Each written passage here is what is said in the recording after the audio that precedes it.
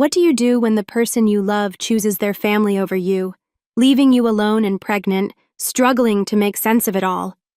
What if, in the end, karma has its own way of making sure justice is served?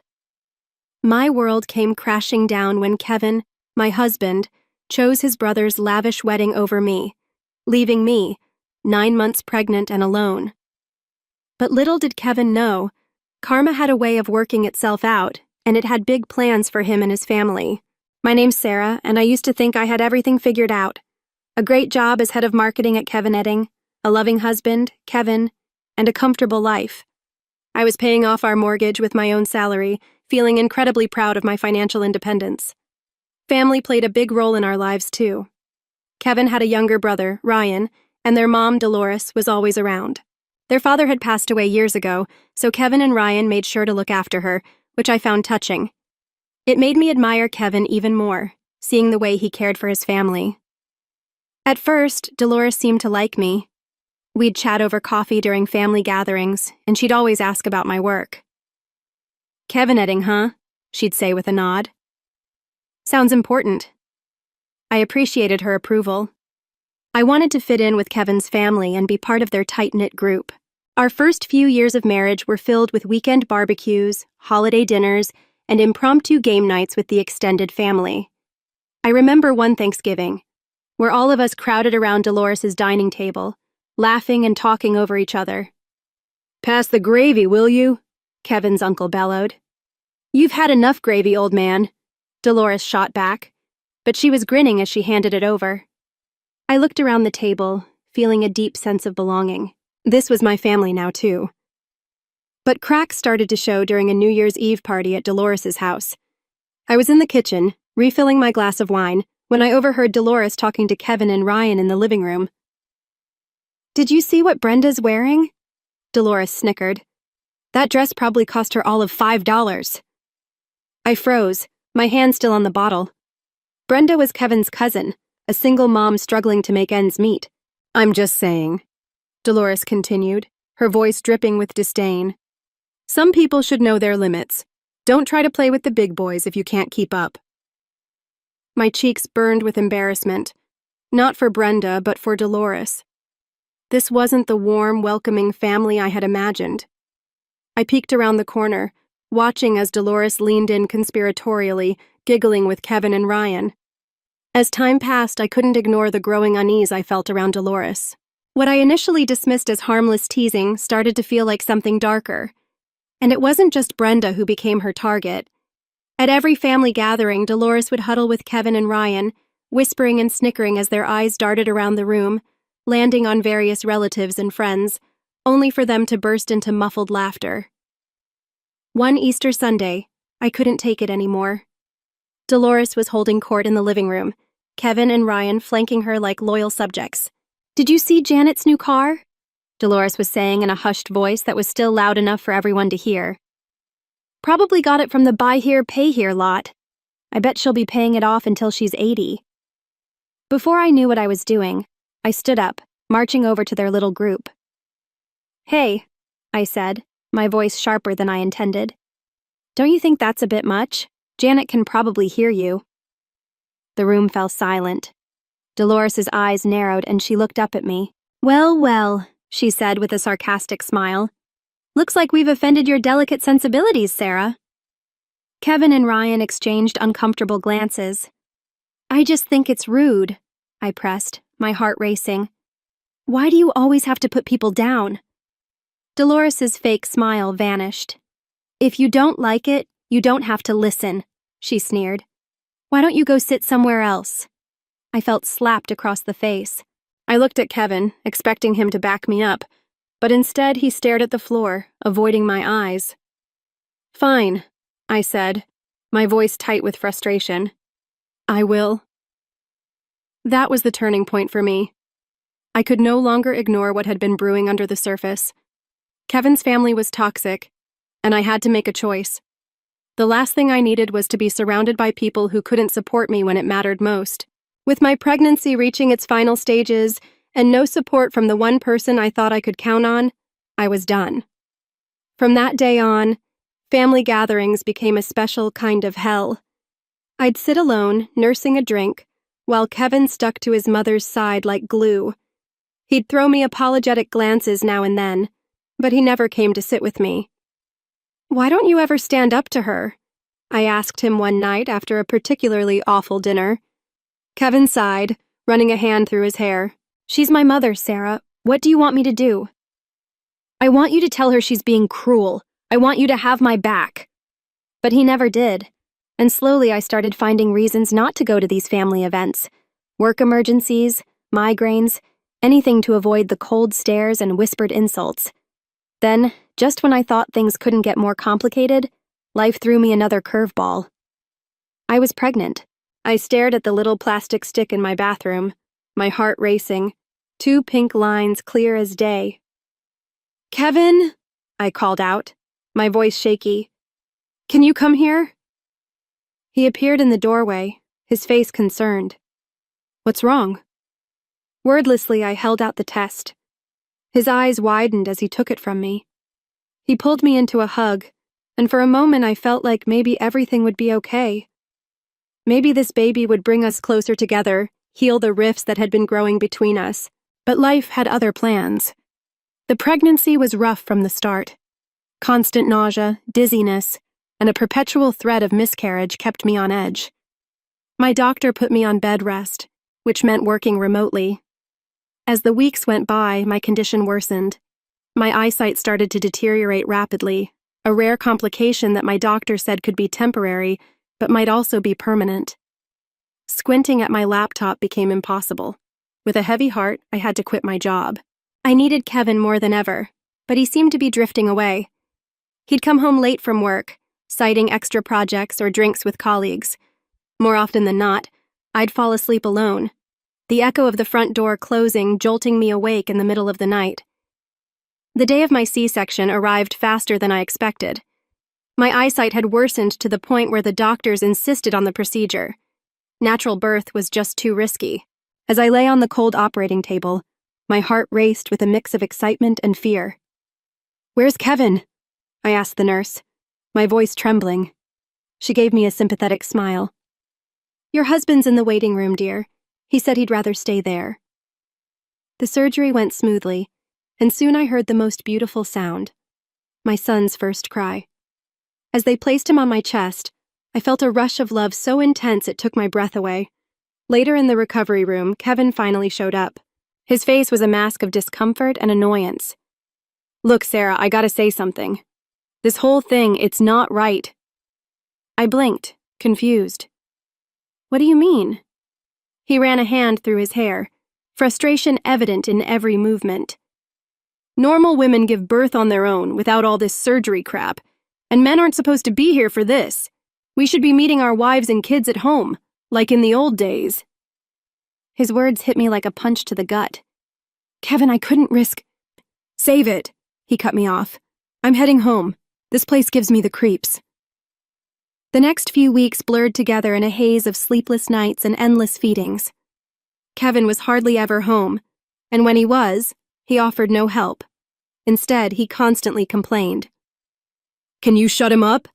he snapped one night as our baby cried, his wails filling the silence of our dark bedroom. "I'm trying," I replied, exhaustion weighing heavily on me. "He's teething, Kevin. It hurts him." But Kevin was never patient. "All you do is focus on the kid. What about me, huh?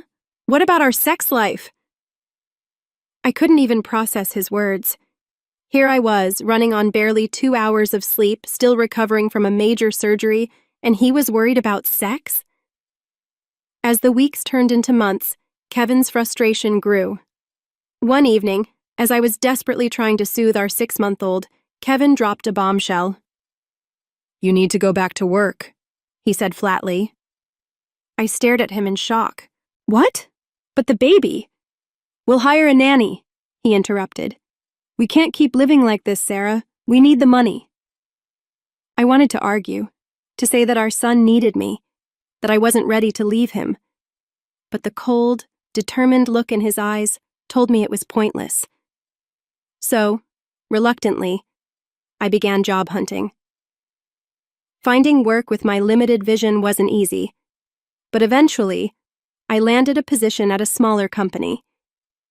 The pay, however, was far less than what I'd earned before. When I told Kevin, his reaction was exactly what I feared. "That's it?" he scoffed. "We're paying a nanny for this?" My throat tightened and I fought back tears. "I'm doing my best, Kevin. It's not easy with my eyesight." "Excuses," he muttered before walking away. And so, my reality was set. I rushed to work each morning, guilt gnawing at me as I left my baby with the nanny. I struggled through the day with my limited vision and came home to a resentful husband and a child who still needed me. Time passed in a blur of work, childcare, and tension. 2 years went by since my son was born. Despite the challenges, I loved him fiercely, finding joy in every milestone. But family gatherings remained a source of stress, especially when Dolores was involved. She'd put on an act, playing the doting grandmother, but it was all a show. "Come to Grandma," she'd say, arms outstretched to my son, but he'd cling to me, turning his face away from her. Dolores's expression would darken with anger. "What have you been telling him about me?" she'd hiss. "You're turning my own grandson against me." I'd try to explain, exhausted. "He just doesn't know you well, Dolores. If you visited more often—" "Don't you dare blame this on me!" she'd snap, storming off to complain to Kevin. Then, one ordinary Tuesday morning, everything changed.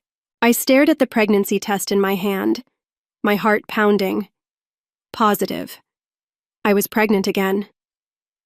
Fear gripped me. My first pregnancy had been so difficult, and my health had been compromised. Could my body handle another? As I calculated the weeks, I realized I was already well into the first trimester. The decision, it seemed, had been made for me. With trembling hands, I called Kevin at work. "What is it?" he answered, his tone impatient. "Kevin, I'm pregnant." There was a long pause. Then he responded, "Look, Sarah, I'm busy. We'll talk later. Just don't quit your job, okay? Or we can't afford that." The line went dead. I sat there, phone in hand, feeling more isolated than ever. Thankfully, this pregnancy was easier. My morning sickness was manageable, and my vision remained stable. I continued working, determined to provide for our growing family. But as my belly grew, so did the distance between Kevin and me. He spent more and more time at his mother's house, often not coming home until late at night. One evening, as I struggled to put our son to bed with my swollen belly, Kevin walked in. "Hey," I said, hopeful. "Can you read him a story? I'm exhausted." Kevin glanced at us, then at his watch. "Can't. I promised Mom I'd help her move some furniture. Don't wait up." As the door closed behind him, a tear slipped down my cheek. I looked at my son, his big eyes staring up at me trustingly, and at my growing belly, carrying another child I already loved deeply. I was left alone, once again, with only my thoughts, my love for my children, and a feeling that things were slipping further out of my control. As my 7th month of pregnancy rolled around, I found myself preparing for Thanksgiving. Guests started arriving in the afternoon. My parents came early, my mom immediately rolling up her sleeves to help in the kitchen. Friends and relatives trickled in, filling our home with chatter and laughter. Just as I was about to serve dinner, the doorbell rang. It was Ryan, Kevin's younger brother, and to everyone's surprise, he had a woman with him. "Everyone, this is Tiffany," Ryan announced, beaming. "My fiancée." The room fell silent for a moment before erupting in congratulations. I plastered on a smile, trying to ignore the twinge of jealousy at the way Kevin's eyes lit up at the sight of his brother's happiness. Dolores arrived shortly after, her eyes widening as she took in Tiffany. "Well, well," she said, her voice dripping with approval. "Aren't you a sight for sore eyes?" Throughout dinner, Dolores fawned over Tiffany, peppering her with questions and hanging on her every word. I tried to focus on being a good hostess, but I couldn't help overhearing their conversation. "So, Tiffany, Dolores said loudly, ensuring everyone could hear. Ryan tells me you're a manager at National Bank. How prestigious. Tiffany nodded, looking slightly uncomfortable. Yes, I've been there for about 5 years now. Dolores beamed. You must be doing very well for yourself, unlike some people who can only pop out babies and breed poverty, she added, throwing a pointed look in my direction. I felt my cheeks burn with humiliation. My mother tensed beside me, ready to speak up, but I placed a hand on her arm, silently pleading with her not to make a scene. You know, Dolores continued, her voice sickeningly sweet, Tiffany here makes $155,000 a month. Now that's the kind of daughter-in-law I've always dreamed of.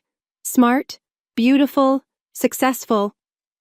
Tears pricked at my eyes as I remembered the years I'd spent supporting our family, paying the mortgage, building a career I was proud of. All of that seemed forgotten now. I think we should continue this lovely evening somewhere more suitable, Dolores announced, standing up. Tiffany, dear, why don't we all go to that new restaurant downtown? My treat, of course. Before I could process what was happening, Dolores, Kevin, Ryan, and Tiffany were heading for the door. Kevin didn't even glance back at me as they left. The remaining guests shifted uncomfortably in their seats, the festive mood thoroughly ruined. One by one, they made their excuses and left, leaving only my parents behind. They offered to help me clean up, but I refused, saying that they needed to rest themselves. Finally alone, I sank onto the couch and let the tears flow freely. Hours passed as I sobbed, my hand resting on my swollen belly, wondering how my life had come to this. It was nearly dawn when I heard the front door open. Kevin stumbled in, reeking of alcohol and cigarette smoke. He didn't say a word as he made his way to the bedroom. With shaking hands, I picked up my phone and opened social media. There they were, Dolores, Kevin, Ryan, and Tiffany, grinning for selfies at an expensive nightclub. The caption read, Best Thanksgiving ever with my real family. As my due date approached, I felt a mixture of excitement and anxiety. The doctors had scheduled my C-section, insisting it was the safest option given that it had been less than 3 years since my last one. I tried to focus on preparing for our new arrival, but I couldn't shake the feeling that something was off with Kevin. One chilly winter afternoon, I found him unpacking bags full of summer clothes. What's all this? I asked, puzzled. Kevin shrugged, barely meeting my eyes. Just saw a good sale. Thought I'd update my wardrobe. It didn't make sense, but with the impending birth occupying my thoughts, I pushed my suspicions aside. I'd been meticulously saving money in a separate account, determined to take a couple of months off work to recover and bond with our new baby. My workplace had approved 2 months of unpaid leave, which was a relief. I'd set aside enough for the mortgage, bills, and even a babysitter for our 3-year-old. For once, I felt prepared. 3 days before my scheduled C-section, chaos erupted. I was resting on the couch when Kevin burst through the door, Dolores hot on his heels. Hurry up! Dolores barked as Kevin rushed to our bedroom. I struggled to my feet, waddling after them. Kevin was throwing clothes into a suitcase, the summer clothes he'd bought. Kevin! I said, my voice rising with panic. What are you doing? He barely glanced at me. Ryan's getting married in Hawaii. We're all going. The world seemed to tilt beneath my feet. What? But my C-section is in 3 days. Who's going to take care of our son? Kevin zipped up his suitcase, finally meeting my gaze with cold indifference. You'll manage. You always do. Before I could respond, he brushed past me, Dolores ushering him out the door. The door slammed, leaving me in stunned silence. Reality crashed over me like a tidal wave. I scrambled for my phone, my hand shaking as I checked our joint account. Empty. All the money I'd saved gone. With trembling fingers, I dialed Kevin's number. He answered on the final ring. What? He snapped. The money, I choked out. All our savings, where is it? There was a pause, then a cold laugh. We needed it for Ryan's wedding gift. Don't be so greedy, Sarah. The line went dead. A sharp pain lanced through my abdomen. I looked down in horror to see a puddle forming at my feet. My water had broken. Panic seized me. I couldn't go into labor now. The risk to my previous C-section scar was too great. With one hand on my belly and the other clutching my phone, I called emergency services. The hospital was chaos, doctors shouting, machines beeping. I woke hours later to the gentle beeping of monitors. My mother's tear-stained face swam into view. "Sarah," she whispered, squeezing my hand.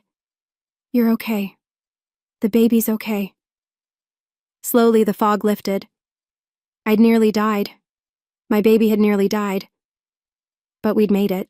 3 days after the emergency C-section, I was feeling surprisingly strong, both physically and emotionally.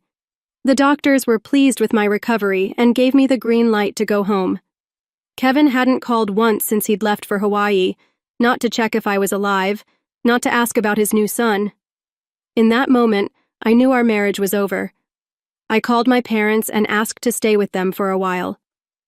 Their response was immediate and supportive. My parents doted on both boys, giving me time to rest and recover. I started researching divorce lawyers and gathering documentation of our finances. Then, exactly a week after I'd left the hospital, my phone rang. Kevin's name flashed on the screen.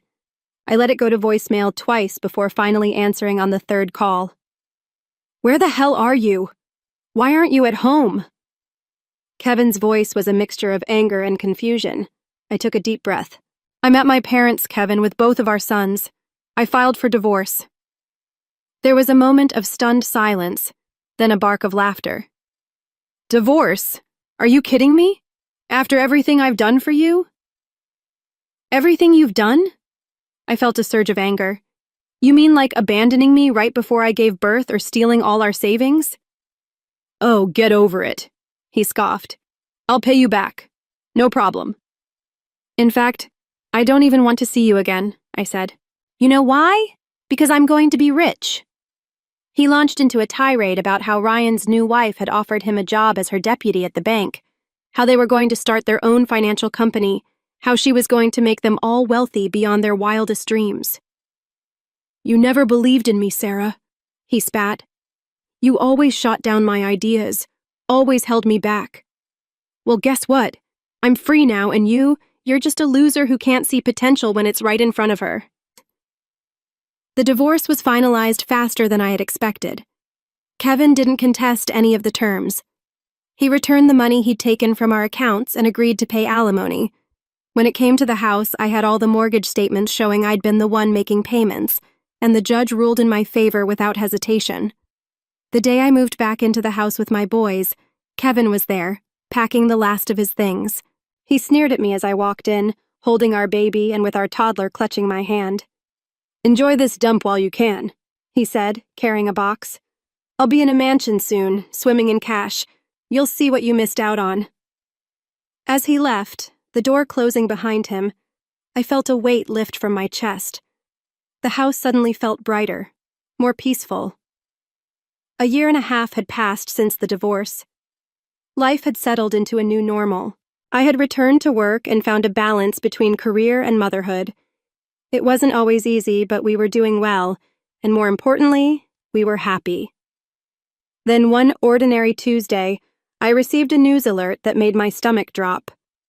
"Local banker exposed as fraud, leaves family in ruins." The article detailed an elaborate scam involving Tiffany, Ryan's wife, who had convinced Kevin, Ryan, and Dolores to take out enormous loans to fund a non-existent financial company. They even mortgaged Dolores's house and poured all their savings into it, only to find out Tiffany wasn't a banker at all. She had created a fake office and a short-term rental, a setup for her con. Tiffany disappeared with millions, leaving a trail of forged documents and broken dreams. The article continued to reveal that they had also taken out additional loans to fund Ryan and Tiffany's extravagant Hawaiian wedding, the very wedding Kevin had chosen over being with me and our newborn. As I read, a mixture of emotions washed over me. Shock, confusion, and, if I'm being honest, a small sense of satisfaction. The consequences were catastrophic.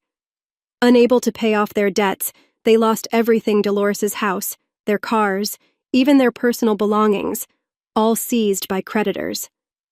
Dolores was reportedly forced to take a job as a cashier just to afford a tiny apartment and food. Kevin and Ryan were also drowning in debt, their dreams of wealth shattered. I felt immense relief that I had divorced Kevin when I did. My children and I were safe, untouched by the financial collapse that had torn apart my ex-husband's family. Just when I thought it was all behind me, my phone rang. It was Dolores. Hesitating, I answered the call. "Sarah." Her voice was small, so different from her usual imperious tone. We need your help," she pleaded, asking if they could stay with us. "The children need their father and grandmother," she insisted. "You can't leave family in trouble." I took a deep breath, memories flooding back the Thanksgiving humiliation, the abandonment before my C-section, the countless times they belittled me. "Family," I said, my voice steady. "You weren't concerned about family when you left me alone, pregnant and in danger. You weren't concerned about family when you stole my savings. You weren't concerned about family when you called me a loser." Dolores tried to interrupt, but I cut her off. "I'm sorry you're in this situation, Dolores, but I'm not responsible for the choices you, Kevin, and Ryan made. My priority is my children, and I won't expose them to the chaos you've created. Please don't contact me again." I hung up and immediately blocked her number. As I set my phone down, I felt a weight lift from my shoulders. It was over. Truly over. Have you ever had to make a difficult decision to break free from toxic relationships, even when it felt like everything you knew was falling apart? Sarah's world fell apart when her husband, Kevin, abandoned her during her pregnancy to attend his brother's wedding, only to later betray her with a financial scheme that shattered their family. Despite the humiliation and pain, Sarah found strength and independence. She divorced Kevin, took control of her life, and rebuilt a future for herself and her children. When the truth about Kevin and his family's financial downfall emerged, Sarah's resilience proved to be her greatest asset. The once broken family now faced the consequences of their own choices, while Sarah remained empowered and focused on her children's well-being. Looking at Sarah's journey from the lens of self-empowerment, it's clear that her greatest strength wasn't just her ability to overcome hardships, but her courage to reclaim control over her life. Despite Kevin's betrayal, Sarah chose not to let her circumstances define her. She didn't seek revenge. Instead, she focused on her own growth and the safety of her children. By prioritizing herself and rejecting the toxic behavior of her ex-husband and his family, Sarah modeled the power of setting boundaries and protecting one's peace. This decision to cut ties with her past was not just an act of self-preservation, but a declaration that her future would be built on her own terms, free from the chaos and manipulation that had once been her reality. Have you ever had to make a tough call to break free from a toxic relationship? And what did that decision teach you about yourself? What would you have done if you were in Sarah's shoes? How do you think her decision to prioritize herself and her children reflects the importance of setting boundaries, even with family? Share your thoughts and experiences in the comments below. Let's talk about the power of choosing yourself in the face of adversity.